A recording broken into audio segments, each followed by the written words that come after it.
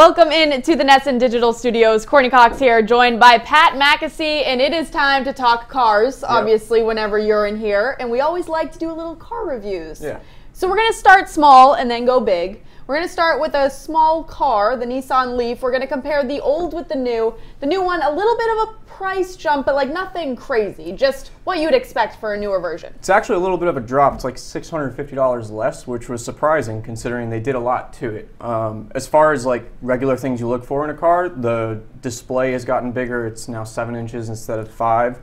The infotainment has Apple CarPlay now and Android Auto, which is something that you get on a lot of other cars, so it's nice that they included that standard. But then it also took care of some of the issues that people have with electric cars that make them hesitant.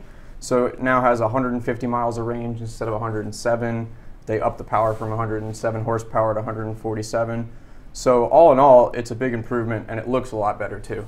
All right, now let's go to the truck version. We're going to compare the Toyota Tacoma and the Chevy Colorado. Obviously, people have different preferences. Some people like Toyotas, some people like Chevys. Yeah.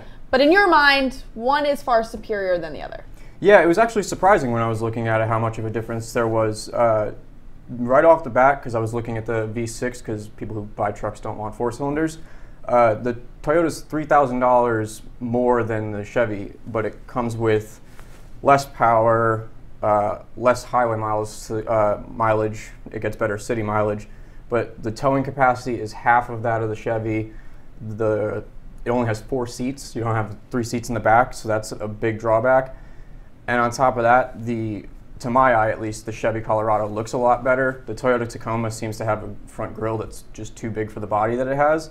And interestingly, on Toyota's website, they do have a comparison tool where it gives you a comparably equipped price. And even on that, the Colorado was still $2,000 cheaper. So it was surprising that there weren't even really a close competition.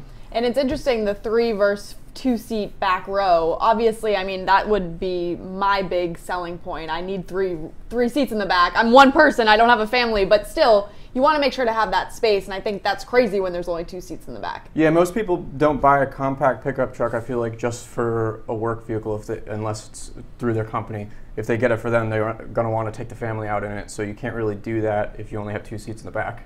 Absolutely. Well, great stuff, as always, from Pat. You can follow him on Twitter at Pat McAsee or myself at Cox Courtney, but keep it locked in, NESNfuel.com. We've got everything you need to know about cars.